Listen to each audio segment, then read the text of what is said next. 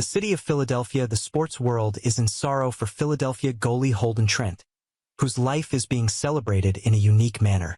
He embodied the true meaning of determination, dedication, and perseverance, the Philadelphia Union stated in a statement. Goalie Holden Trent of the Philadelphia Union passed away unexpectedly in a tragic passing on Sunday, ending his bright future, according to officials. He was 25. Major League Soccer joins the Philadelphia Union and our entire soccer community in mourning the tragic passing of Union goalkeeper Holden Trent, the league said in a statement released on Sunday.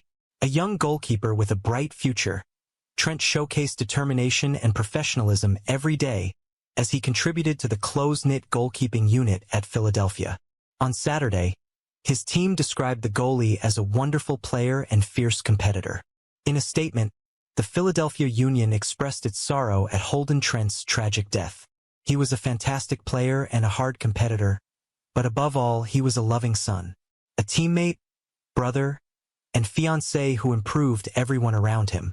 He embodied the true meaning of determination, dedication, and perseverance, and he will be deeply missed, the squad stated. We send our deepest condolences to his friends, family, and fiancé.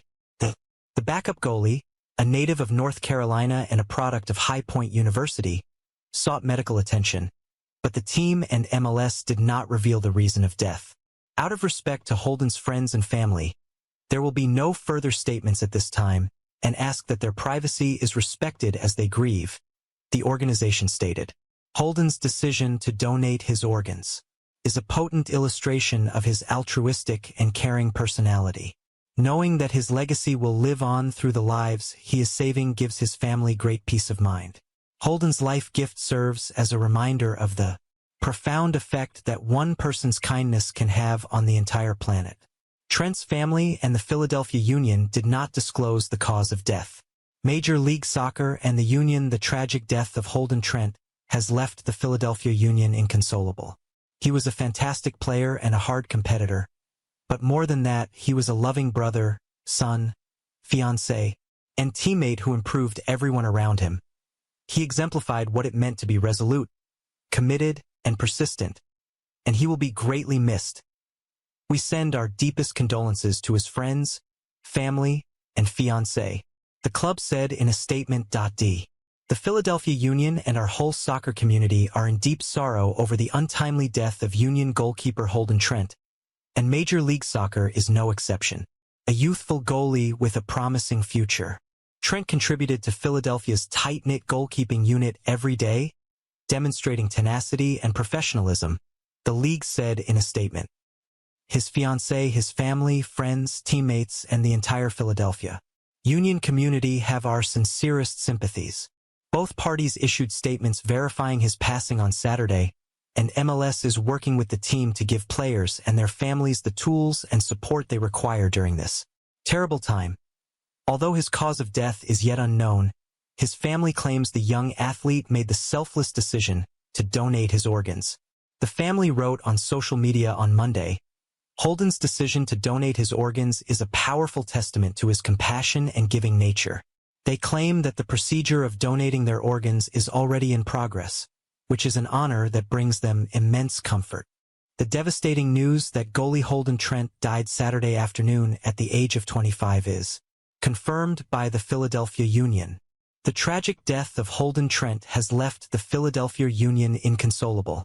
He was a fantastic athlete and a ferocious rival, but more significantly, he was a loving brother, son, fiancé, and comrade who improved the lives of people around him.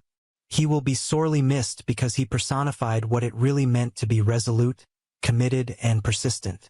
We send his family our deepest condolences. The tragic death of Holden Trent has left the Philadelphia Union inconsolable. He was a fantastic player and a hard competitor.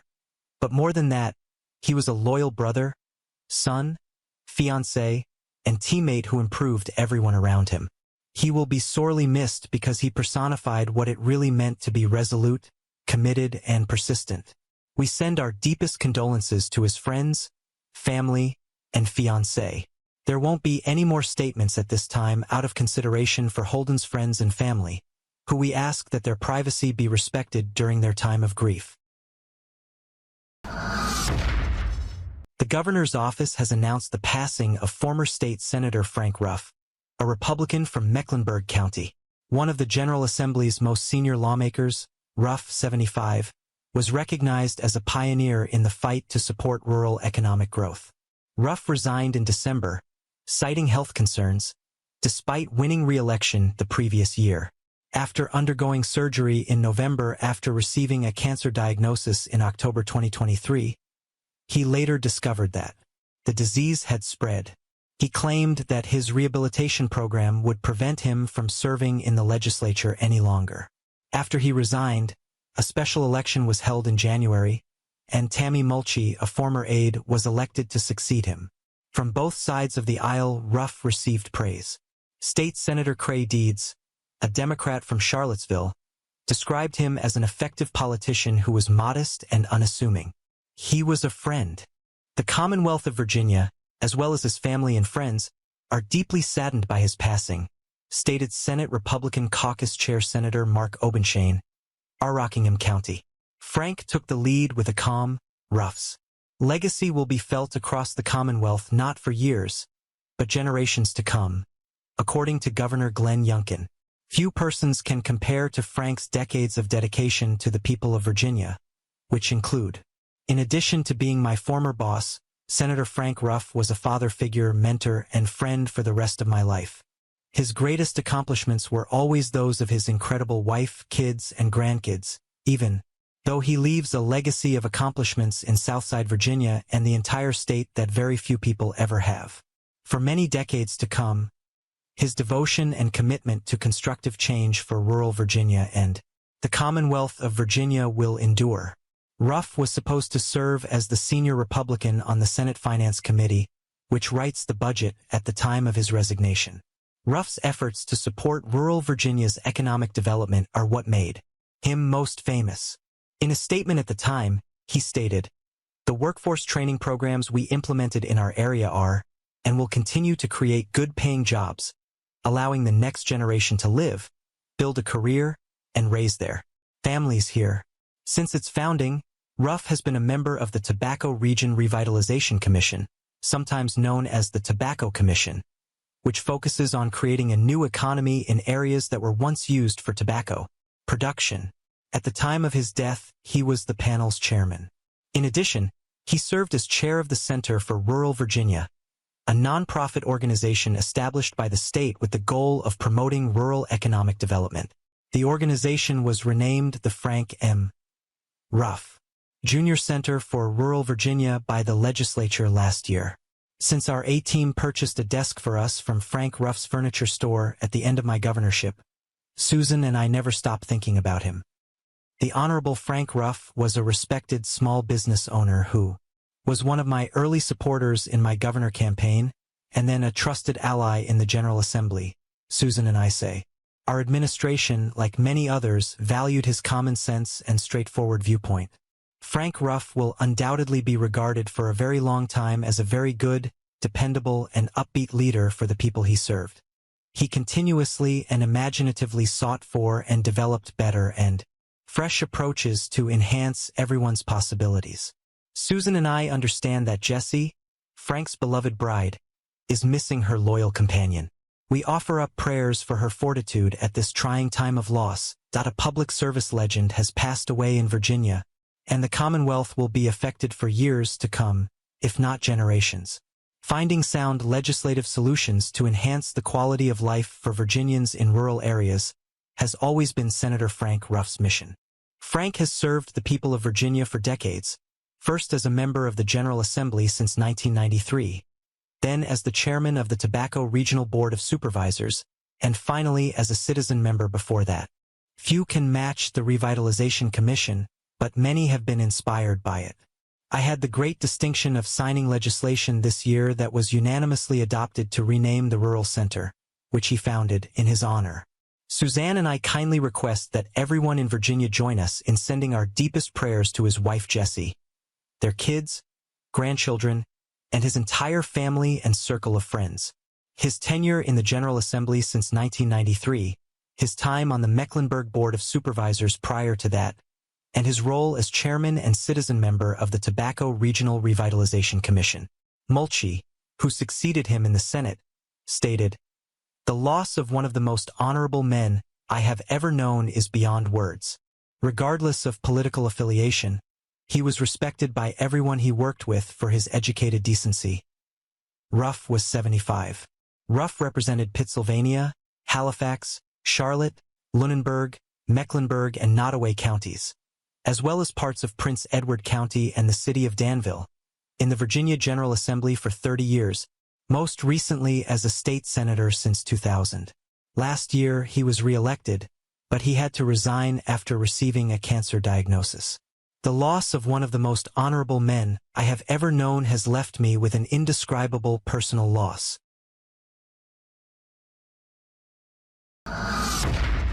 On Tuesday night, the troubled Henry Jones playing fields in East Belfast were given permission to undergo a makeover, concurrently with the grounds receiving the most recent in a series of security warnings. Major works on council-owned property at Church Road, Belfast, BT6 were approved by elected members of the Belfast City Council Planning Committee at its monthly meeting on September 17th. Council members approved 2 dugouts that were 10 meters wide by 4 meters deep, 2 ball-stop fences that were 35 meters wide by 16 meters high, and perimeter fencing that was 1.2 meters high with 2 new gate access points. A new hard-standing path and related construction projects. The PSNI was looking into a suspicious object in the park at the same time on Tuesday. Between Mance Road and Marlborough Heights, Church Road was blocked. The item was later described by the police as nothing untoward. Shortly after 1 p.m. on Wednesday, a police report regarding a suspicious object led to the confirmation of a second security alert. Church Road was closed between Mance Road and Balligowan Road as part of a public safety exercise. Seamus de Fayoite, the Lisnasherick SDLP councillor, posted on social media, the people behind all of these notifications, the threats against the club, and the extremely sectarian online discourse should be condemned. There are a number of ongoing investigations and a prosecution progressing," he continued. "Over the next years, CCTV will be placed to help catch or discourage individuals who want to cause trouble." Statutory consultees did not object to the council's planning application.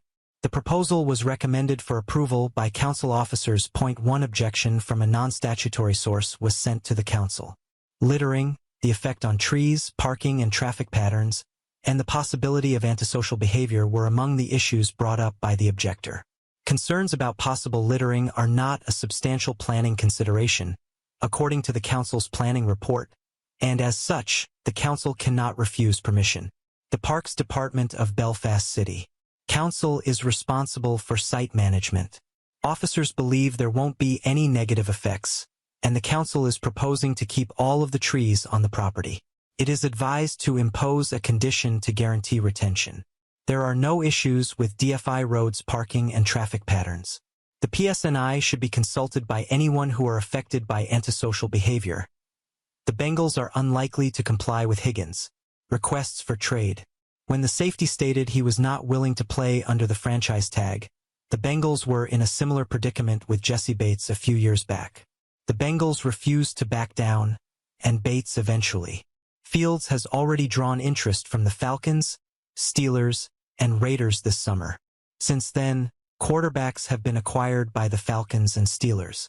Gardner Minshew reportedly reached an agreement with the Raiders as well. However, there are still rumors that the Raiders are looking to add a quarterback. Fields' trade market is drying up, and the Bears are losing leverage. Caleb Williams, the quarterback for USC, is predicted by many NFL fans to be selected first overall by the Bears in the 2024 draft. Played one more season in. Another well-known running back still available is Jones, who was reportedly cut by the Packers, according to ESPN and NFL.com. The Cowboys might be a team to keep an eye on, but the Vikings are reportedly interested in Jones, according to a report from The Athletic late Monday. Dallas is familiar with Jones's style of play. After losing Pollard to free agency, the Cowboys need a running back. In the 2023 playoffs, the former UTEP player scored 3 touchdowns and drove the team home. Once more, the elite French amateur team Paris University Club, PUC, and its American player Martin Feinberg contributed to the technical and cultural interaction that enhanced basketball diplomacy in the 1960s. It was not surprising that the club welcomed Feinberg, who by the early 1960s was coaching the squad, but other cosmopolitan forces as well, considering their history of being receptive to other influences. A power play that had long-lasting effects was Feinberg's 1962 introduction of Henry Gentleman Fields, an American-born recruit.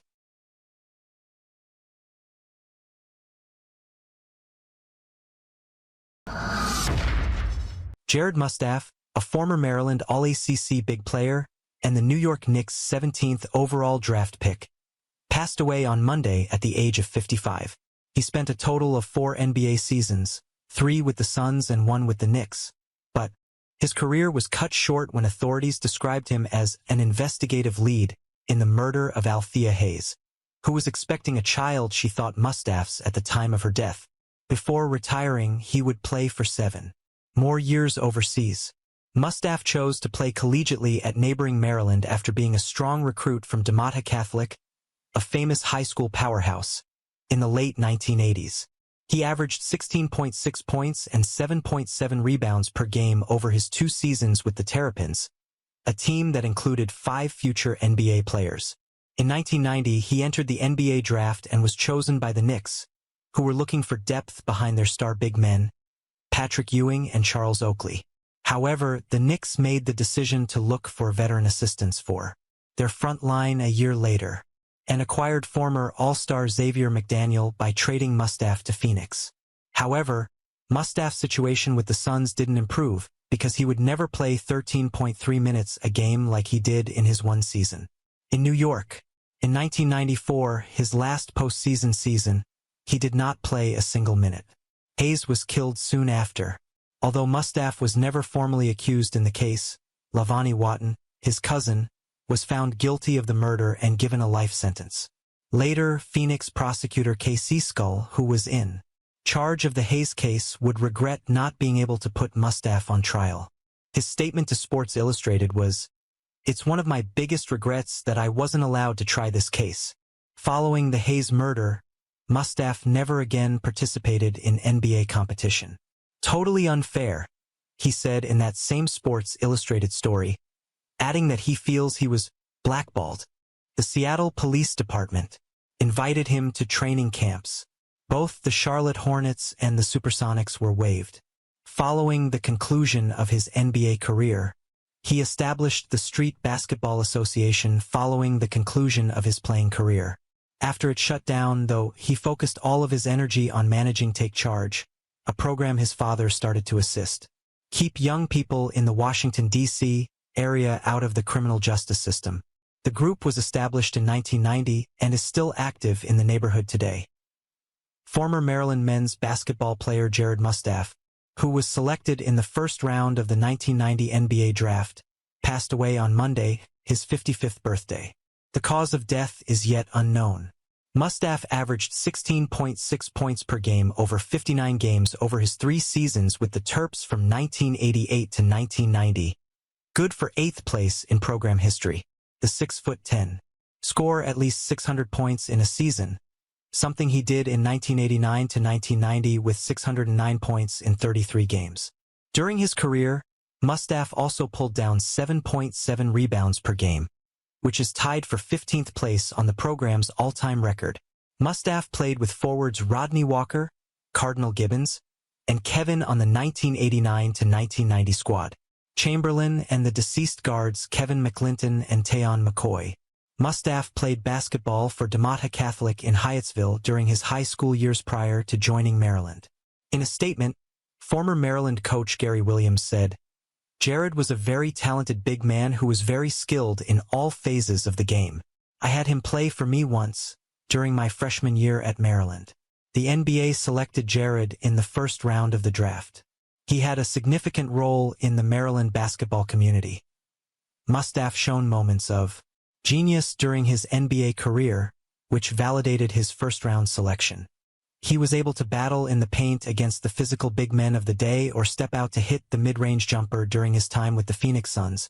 Mustaff dominated the ACC conference prior to entering the professional ranks, averaging 18.5 points and 7.7 rebounds in his second year at Maryland. NBA scouts were drawn to his size, talent, and athleticism. Many of his peers saw Mustaf as more than just a rival or teammate. Rather, they saw him as a buddy, rival, and esteemed member of their basketball community. But his life wasn't as simple as it appeared. What happened to Jared Mustaf that ended his NBA career? Due to his involvement in a tragic occurrence that rocked the basketball world, Jared Mustaf's NBA career ended abruptly and controversially in 1994. The incident revolved around the 27-year-old Althea Hayes murder, and the New York Knicks selected him with the 17th overall pick in the 1990 NBA draft. Cleveland Jim Donovan loved to laugh and share stories. Donovan was a great Browns radio play-by-play commentator thanks to his sense of humor and his dedication to honesty. The club honored the broadcaster's life on Sunday by defeating the AFC North foe Baltimore Ravens 29-24 in an unexpected victory at Huntington Bank Field. He was unique, definitely. Doug Deacon, a former Cleveland Browns left tackle and radio color analyst who spent 23 seasons with Donovan, remarked, "He's on the Mount Rushmore of announcers," during an interview with the Beacon Journal over the phone. Following a protracted fight with chronic lymphocytic leukemia, Donovan passed away on Saturday morning at the age of 68. Nevertheless, a day later, his presence filled the Lakeside Stadium. Before kickoff, the Browns showed a video tribute that included some of Donovan's most well-known calls, and it received a standing ovation. Flowers and pictures of Donovan, the longtime sports director of WKYC-TV Channel 3, were placed in the press box and radio booth. From the stands, fans could see the radio booth's display, which was oriented toward the field. Coach Kevin Stefanski promised to give Donovan's wife Cheryl and daughter Megan a game ball during his post-game locker room statement and press conference. Later on Sunday, General Manager Stefanski, Andrew Barry, fulfilled the commitment. If Browns supporters closed their eyes and allowed their imaginations to run wild, they would likely hear Donovan calling quarterback Jameis Winston's 38-yard, game-winning touchdown ball to wide receiver Cedric Tillman. Donovan was the soundtrack of the expansion era. Undoubtedly, some of them believed that Donovan's energy had a part in the Browns' 2-6, ending a 5-game losing streak. "So many things happened in this game that are unexplainable," said color commentator Nathan Zagura, as he and play-by-play man Andrew Siciliano choked up in the radio booth that Donovan had controlled for decades. Winston threw a potential interception straight to Ravens safety Eddie Jackson during the Browns' opening drive of the game. Dustin Hopkins' 28-yard field goal with 37 seconds left in the first quarter gave the Browns a 3-0 lead 3 plays later. Another strange moment occurred when, with 1:04 remaining in the fourth quarter, Ravens safety Kyle Hamilton stumbled and missed a pass that would have given Baltimore, 5-3, the victory. It was the next play that Tillman made his amazing TD catch. More on the Ravens versus Browns game. A surreal moment. Cedric Tillman's game-changing performance helps the Browns win. On Sunday, October 27, 2024, in Cleveland, Ohio, Anthony Sanchez of Youngstown displays affection for longtime Cleveland Browns commentator Jim Donovan prior to an NFL football game at Huntington Bank Field. Rashad Bateman, a wide receiver for the Ravens, also broke away during a scramble drill, but with 9:18 left, quarterback Lamar Jackson dropped a deep third-down pass at the Cleveland 34-yard line. The Browns replied to the Ravens' punt with Hopkins' 48-yard field goal with 4:55 remaining, giving them a 23-17 lead. But it wasn't just any field goal that worked. Prior to passing through, the ball bounced off the right upright. Off mic, Jimmy Donovan with the nudge, remarked Jeff Kurtz, public address announcer for the Browns press box. Stefanski thought of Donovan as a friend, as many others did. Stefanski responded, "Sure, absolutely," when asked if Donovan should receive credit for some of the plays in Sunday's game. "Thank you for that. It is easy to understand why. Donovan gave others his time. He constantly made an effort to greet and talk. He solicited feedback and offered compliments. In the midst of boisterous conversation, he flourished and held court. He discussed his love of Dunkin' coffee and the delicious meals he has enjoyed on Browns road trips. He explained the tasks he performed at his house in Hinckley Township. Despite coming from a big city, the Boston native bought a barn in Northeast Ohio since the wife is a horse lover. He was shoveling and playing sports. Deacon laughed and remarked, "There were times when you couldn't tell the difference." Donovan was, in fact, far superior to the Browns teams he covered. Donovan, Jim, WKYC, 1993.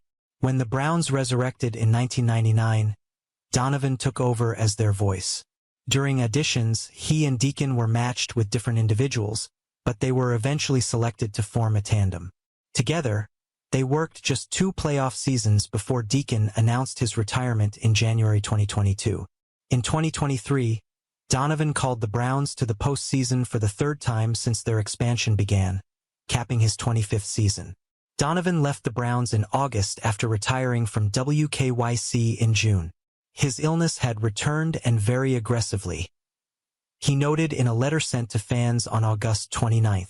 More on the Browns' victory over the Ravens. "If you can stop it, you'll win." The Cleveland defense steps up to stop. Despite being surrounded by losing football players, Donovan continuously demonstrated individual excellence, much like Hall of Fame left tackle Joe Thomas, returner Josh Cribbs, and kicker Phil Dawson. Thomas went to the game on Sunday. On September 22nd, Dawson and Donovan were honored into the Browns legends. Regarding Donovan, Deacon remarked, "He didn't hesitate to express his opinions. It wasn't like, 'Well, I might lose my job if I say this.' Jimmy didn't use a forked tongue when speaking. He was honest. While he explained what was going on, he kept you amused." Boy, Deacon enjoyed it as well. He compared himself to Johnny Carson sitting next to Ed McMahon. Donovan's energy burst, arrived with a tangible component to the airwaves. Longtime Manhattan federal judge John F. Keenan passed away on Sunday at his Bronx home. Keenan oversaw the high-profile trials of Imelda Marcos, the ostentatious former First Lady of the Philippines, and Bess Meyerson, a well-liked former Cultural Affairs Commissioner in New York City and former beauty queen. He was 94. Edward Friedland, the district executive of the Southern District of New York's United States District Court, confirmed his death. President Ronald Reagan nominated Judge Keenan, a tough former prosecutor, to the U.S. District Court for the Southern District of New York in 1983. He presided over the case of former Miss America Ms. Meyerson 5 years later. She was accused of bribing a state judge to lower the support payments her then-lover was giving to his estranged wife. Promotion Judge Keenan was on the bench once more in 1990 when Ms. Marcos, the widow of former Philippine President Ferdinand E. Marcos, was put on trial for allegedly conspiring with her husband to embezzle over $200 million from the country's treasury and use a large portion of that money to purchase upscale Manhattan real estate. After her husband's oppressive dictatorship was overthrown by popular discontent in 1986, Ms. Marcos, who was well known for her extravagant lifestyle, which included owning over 1,000 pairs of shoes, flew to the United States with him. Passed away prior to the trial. Theatrical trials that continually tried but never relaxed Judge Keenan's control of his courtroom resulted in the acquittal of both Ms. Meyerson and Ms. Marcos.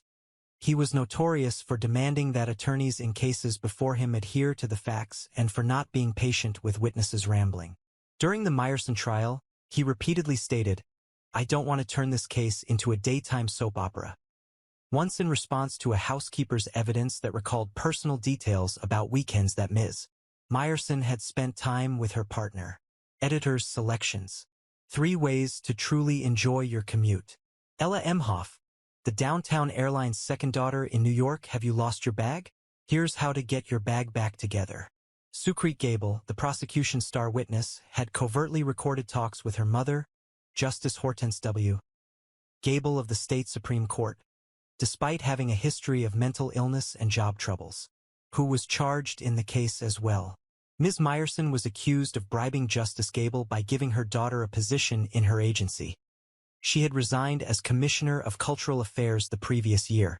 An irate Judge Keenan repeatedly chastised the daughter for providing more information than asked during her 9 days of testimony in a 1988 trial that made headlines for its disclosures of political and personal intrigue.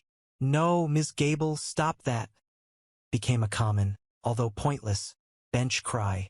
Justice Gable was likewise found not guilty.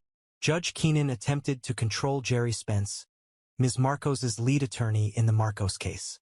Spence was a boisterous but astute litigator from Wyoming with a rambling, homegrown style whose opening speech cited George Washington. Lincoln, too. Which indictment count is this related to?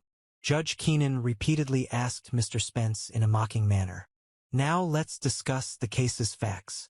Jim, thank you. At other points, the judge showed signs of rage, such as when he charged Mr. Spence with making misleading statements in front of the jury. Judge Keenan, Mr. Spence retorted, was obstructing his attempts to defend Ms. Marcos. The judge retorted, I've shown you more civility than you've shown the court. In December 1984, a devastating toxic gas leak at a Connecticut company's pesticide plant in Bhopal, India, left over 3,500 people dead and 200,000 injured. Judge Keenan had previously handled this matter.